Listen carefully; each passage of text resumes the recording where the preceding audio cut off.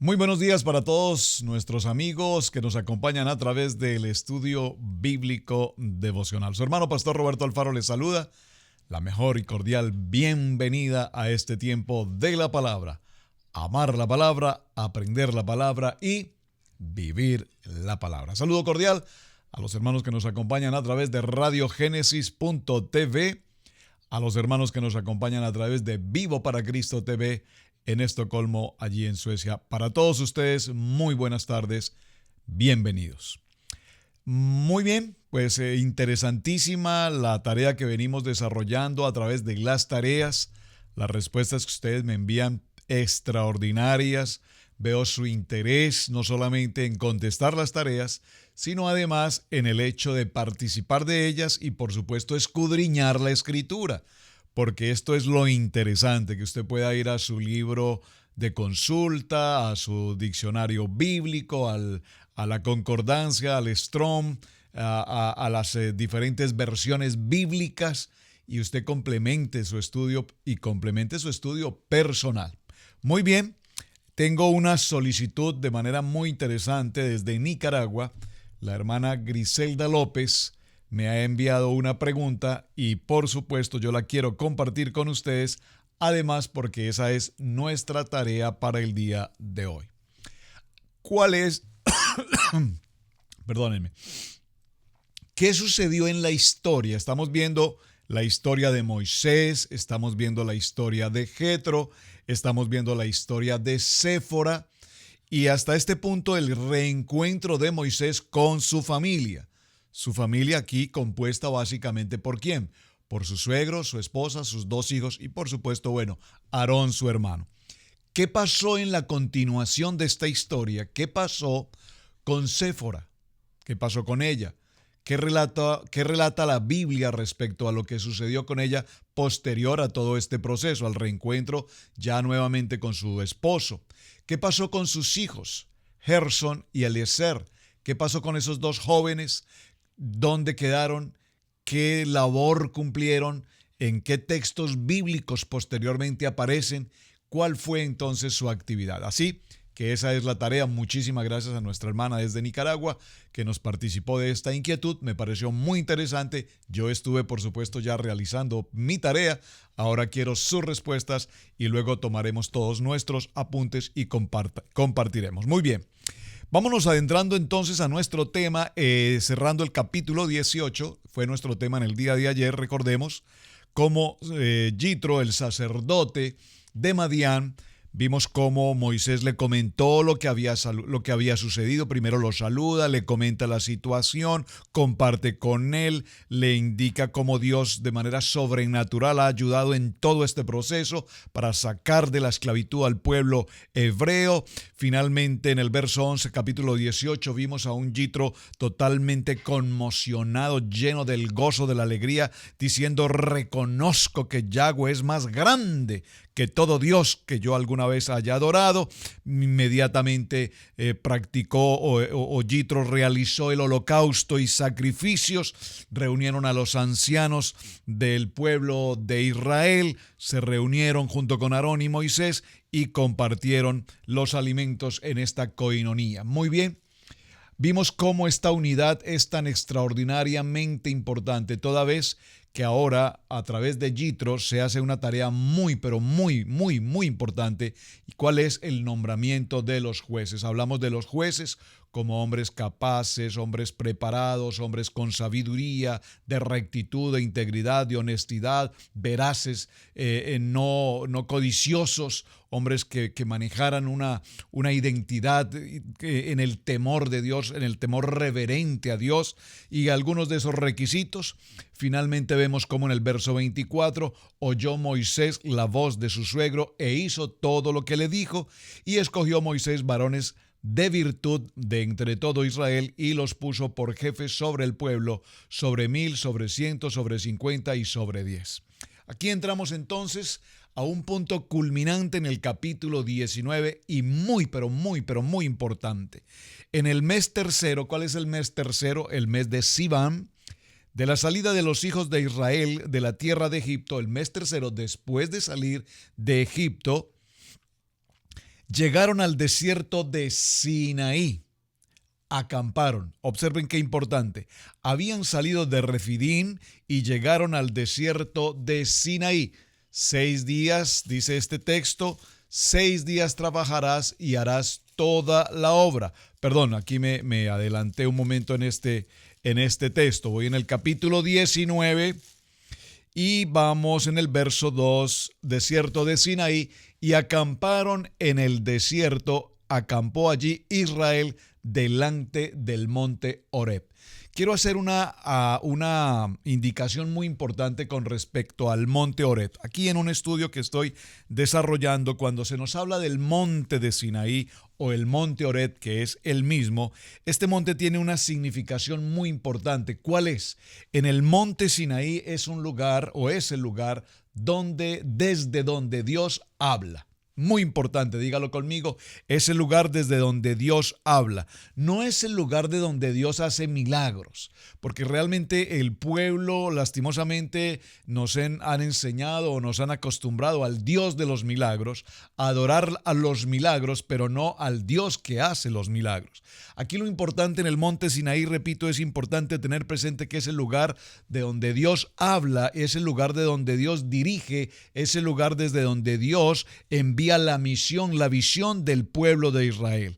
Así es que este relato nos habla con gran valor cómo desde este lugar se tiene como el punto central, el punto de atención desde el cual, repito, Dios dirige todo el proceso de la salida de su pueblo, de su primogénito.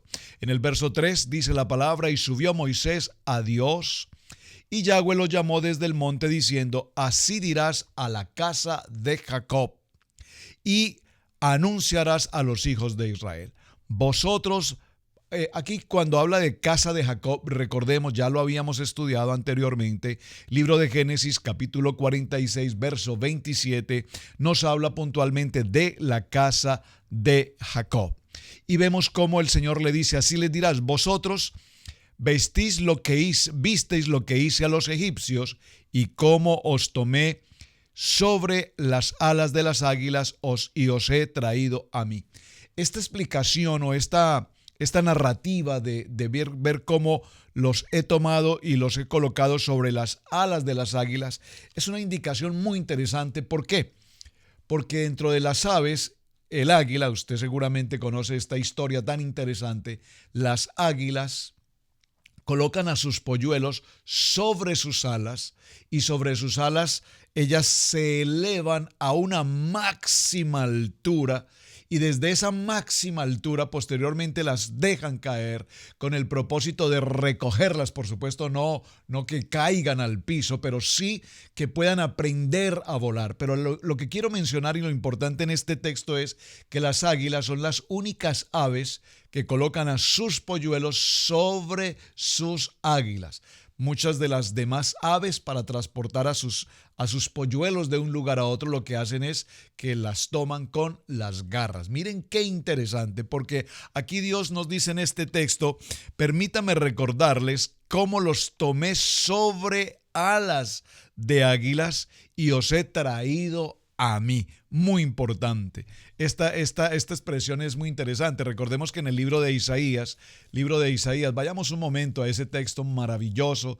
Es una palabra que tenemos como parte de principio y visión dentro del ministerio de varones en nuestra congregación. En el libro de Isaías, en el capítulo 40 y en el verso 31, dice esta palabra. Léalo conmigo, por favor. Libro de Isaías, capítulo 40 y verso 31. ¿Lo tienen? Pero los que esperan, dice el texto, pero los que esperan a Yahweh tendrán nuevas fuerzas, levantarán alas como las águilas, correrán y no se cansarán, caminarán y no se fatigarán. Muy bien, una referencia maravillosa para hablar de lo que es una visión y una misión en el propósito de Dios. Ahora bien, dice el verso 5, ahora pues, si dieres oído a mi voz y guardares mi pacto, vosotros seréis mi especial tesoro sobre los pueblos, porque mía es toda la tierra. Quiero que resaltemos de manera especial este texto, observando la expresión ahora pues sí. Aquí hay una expresión condicional, es decir, si ustedes, mi pueblo que he sacado de la esclavitud, guardan mi pacto, vosotros seréis mi especial tesoro sobre todos los pueblos, porque mía es toda la tierra. Es decir, que aquí el Señor le habla puntualmente, por favor, preste mucha atención, le está hablando ¿a quién? Al pueblo de Israel, a la casa de Jacob, a las 12 tribus, al pueblo de Israel, a los hebreos. Y les está diciendo, si ustedes, atención, sí y solo sí, es una condición, si ustedes guardan mi pacto, vosotros seréis mi especial tesoro. Y esta expresión aquí, mi especial tesoro, es algo extraordinariamente importante porque somos, como dice algún tema, la niña consentida, la niña de los ojos de Dios. Pero hay una condición, repito, y es guardar ese pacto. Entonces vosotros me seréis un reino de sacerdotes y gente santa. Por favor, observe aquí esta expresión. Vosotros me seréis un reino de sacerdotes. Está hablando al cuerpo, a la iglesia, a la asamblea, a la congregación, a quienes hemos tenido ese compromiso con el Padre para que seamos los sacerdotes, los ministros, para que nuestro tiempo y nuestra permanencia sea precisamente aquí, en la palabra, de tal manera, y esto es muy interesante mencionarlo, mis amados, porque cuando tenemos reuniones de ministros, cuando tenemos reuniones de sacerdotes, cuando tenemos reuniones como nación santa, como pueblo escogido, como mi especial tesoro, los temas que nosotros tratamos como sacerdotes son temas de santidad, son temas kadosh, es decir, hablamos de la palabra. No tiene sentido cuando nos reunimos en nuestra asamblea el día sábado, el día domingo, según su localidad.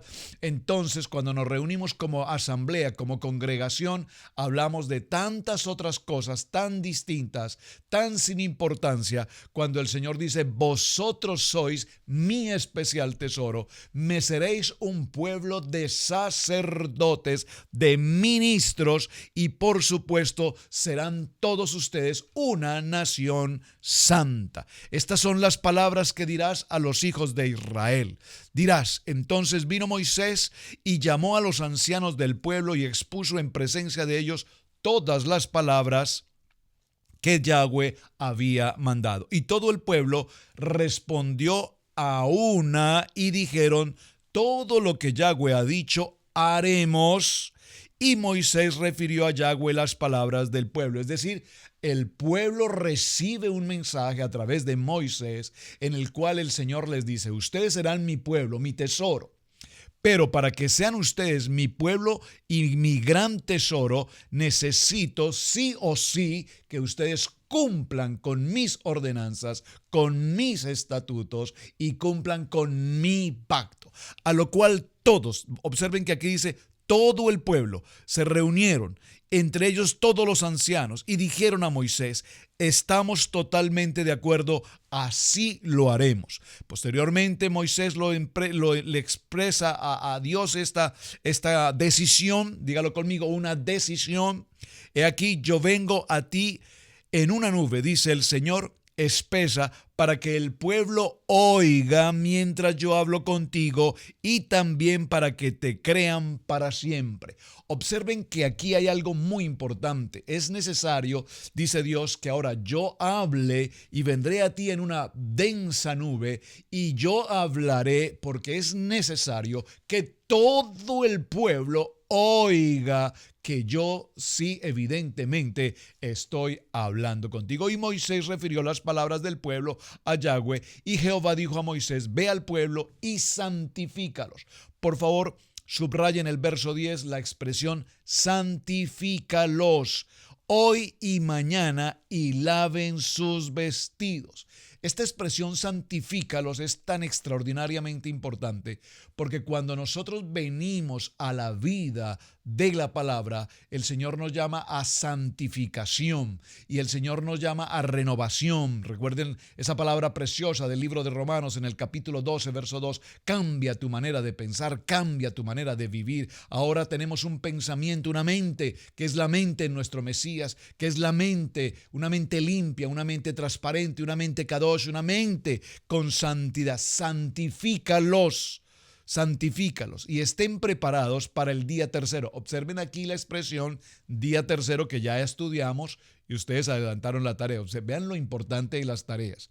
Cuando adelantamos una tarea, usted inmediatamente, día tercero, el día de resurrección, recuerden, porque en el tercer día Yahweh descenderá a ojos de todo el pueblo sobre el monte Sinaí. Recuerden esto. Y señalaréis término al pueblo en derredor diciendo, guardaos. Presten mucha atención a este texto en el verso 12, porque aquí empiezan a haber una serie de señalizaciones, bueno, más que señalizaciones, ordenanzas y mandatos que Dios establece. ¿Cuáles son? Guardaos, no subáis al monte, ni toquéis sus límites, cualquiera que tocare el monte de seguro morirá. Estamos hablando de que el Señor empieza a determinar al pueblo de Israel límites, diga conmigo límites, porque si nosotros camináremos en una vida sin límites, pues la vida sería definitivamente una locura a más no poder. Usted va sobre una ruta, sobre un highway, sobre una avenida y usted puede transitar a la velocidad que quiera, bajo la condición de que por exceso de velocidad un oficial, una patrulla de policía presentará un cargo, una multa por su acción irresponsable. Pero usted notará que en esas highway, en esas rutas, en esas avenidas existen los señales o los señalamientos que nos indican los límites de la velocidad.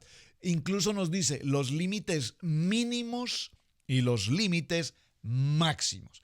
Normalmente siempre vamos arriba de un límite máximo, máxima velocidad 70 y sin embargo las gentes van a 75 o a 80 o a más. Yo lo digo por experiencia porque procuro en una ruta que debo transitar cada semana, es una ruta de 70 millas por hora, usualmente voy sobre el 70 o un poquito más arriba, no tanto.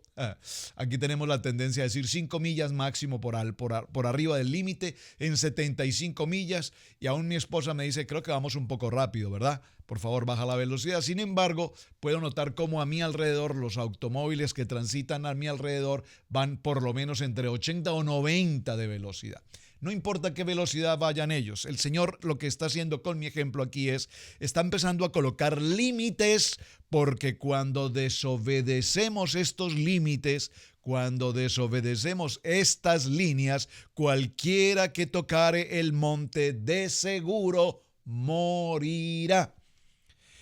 No lo tocará mano porque será apedreado o aseteado, sea animal o sea hombre, no vivirá cuando suene largamente la bocina, cuando suene el tiempo del chofá. Y este tiempo del chofá creo que lo explicamos en uno de los videos, usted lo va a encontrar allí en el YouTube, en la página de Radio Génesis 128, dimos una enseñanza junto con mi esposa, la pastora Pili, hablamos sobre el sonido de trompeta, el chofá, y hablamos de los diferentes tipos o sonidos del chofá y cada una de las indicaciones al sonido de la trompeta tiene una indicación. Esto es algo así como en el ejército, para quienes han prestado el servicio militar recordarán que a las muy 4:30 de la mañana hay un soldado entre todo el grupo, el batallón, los hombres, que es llamado el trompetista, el trompeta, que a cierta hora, muy en la mañana y durante ciertos espacios en el día, al desayuno, al almuerzo,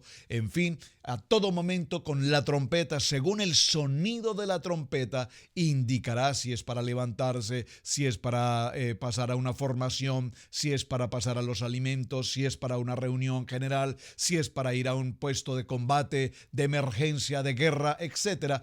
Asimismo, el chofá dice aquí que será tocado cuando suene largamente la bocina, subirán al monte. Y esto es muy interesante, hermanos, porque Noten cómo en el tiempo de este pueblo de Israel, caminando en este desierto, miles de gentes, ¿cómo podían comunicarse entre uno y otro? Pues bueno, muy bien, muy seguramente lo hacían así como lo indica este texto en el verso 13, a través del sonido de la trompeta, del sonido del chofá. Cuando llegaba el momento de levantarse, entonces un chofá desde un punto determinado sonaba, y a su vez ese sonido que el viento llevaba en ese desierto avanzaba cuantas millas para que otro chofar repitiera el mismo sonido, y así sucesivamente se levantaba el pueblo, marchaba, continuaba su camino. Era el tiempo de reposar, era el tiempo de avanzar. Aquí dice en este texto: será el tiempo en el cual el pueblo subirá al monte.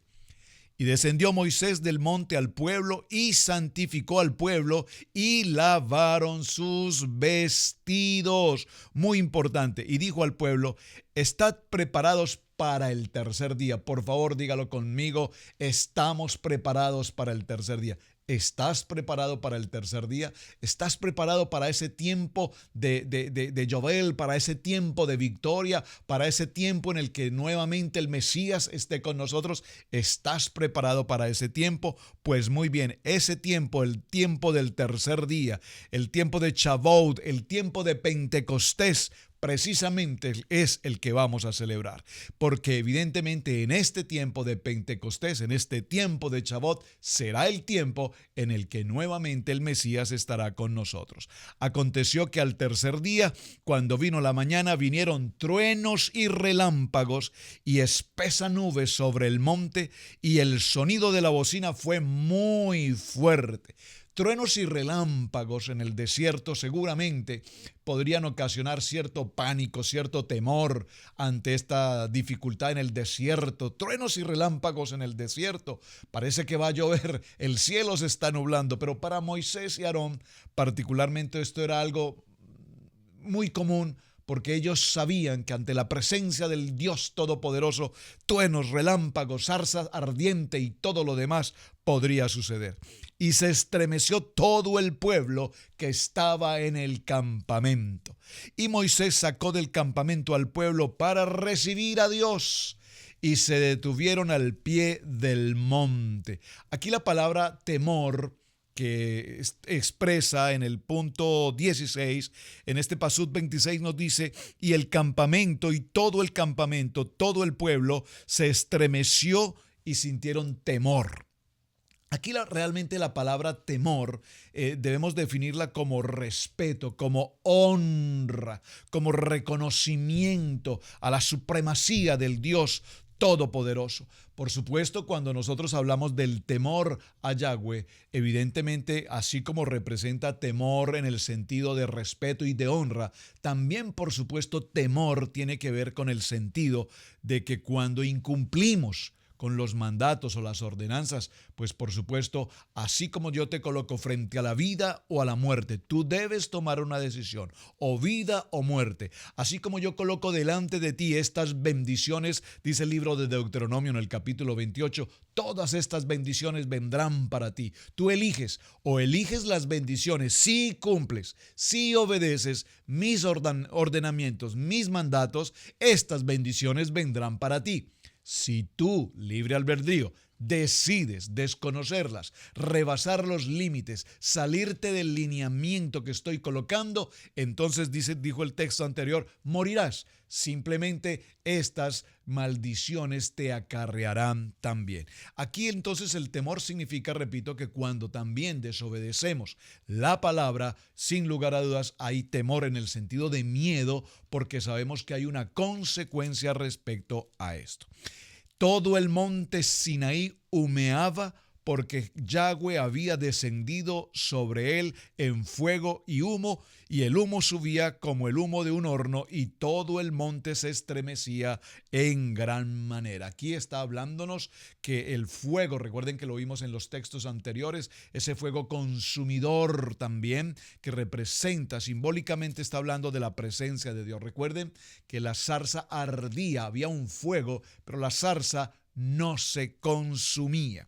el sonido de la bocina iba aumentando en extremo, Moisés hablaba y Dios le respondía con voz tronante, con una voz tronante. Pero realmente aquí hay algo interesante. Evidentemente el pueblo podía escuchar que había una voz que hablaba en medio de esta nube a Moisés, pero algo muy interesante, Moisés, recordemos que el nivel espiritual de Moisés es un nivel totalmente sobrenatural, es decir, lo mencionamos en los estudios anteriores.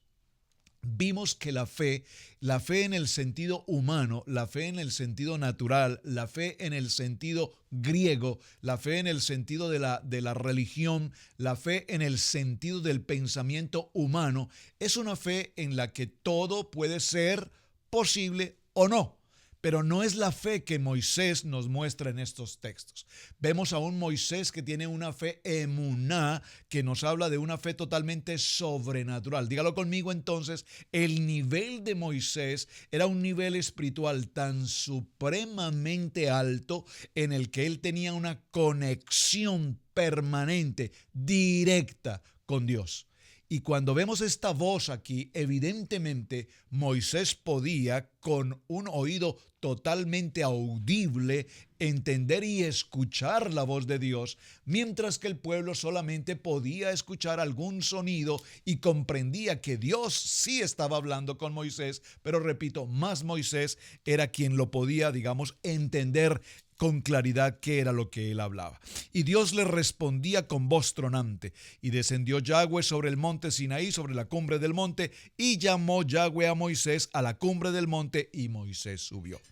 Y Jehová dijo a Moisés: desciende, ordena al pueblo que no traspase los límites para ver a Yahweh, porque caerá multitud de ellos, y también se santifiquen los sacerdotes que se acercan a Yahweh, para que Yahweh no haga de ellos estrago. Wow. Moisés dijo a Yahweh: el pueblo no podrá subir al monte Sinaí, porque tú nos has mandado diciendo: señala límites al monte y santifícalo.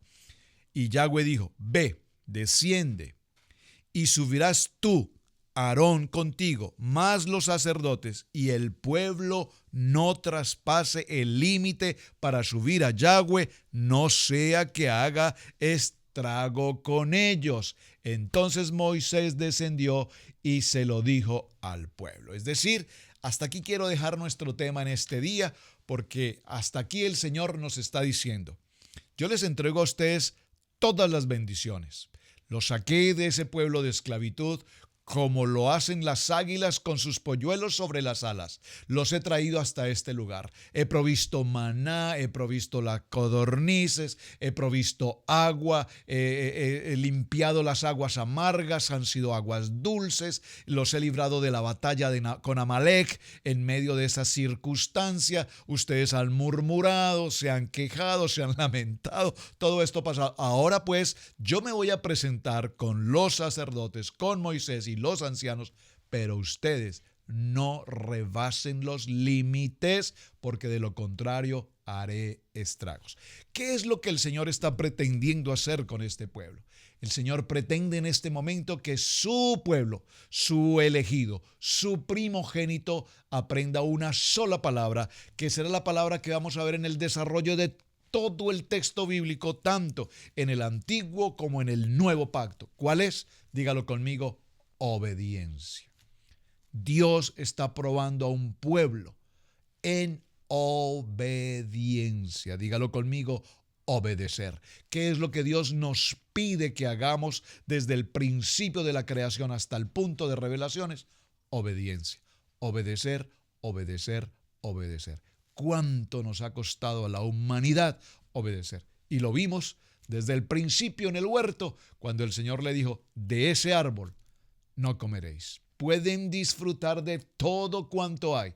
Solamente hay una excepción, y sin embargo, esa excepción fue absolutamente afectada. ¿Todo por qué?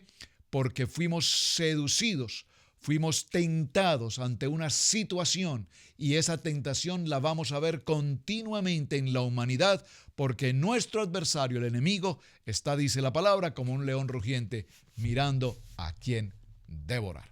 Mis amados hermanos, este es el tiempo de estudio bíblico devocional. Muchísimas gracias por acompañarnos. Gracias por compartir. Comparta lo más que sea posible el video. Visítenos a través de nuestra página en YouTube, Radio Génesis 128. Allí están todos nuestros demás videos en los diferentes programas, tanto de radio como Universidad de la Familia, 7 llaves de la plenitud matrimonial. Todo nuestro material absolutamente disponible, gratuito para todos ustedes. Bendiciones, shalom. Su hermano Pastor Roberto Alfaro les saluda. Mañana continuamos. Bendiciones.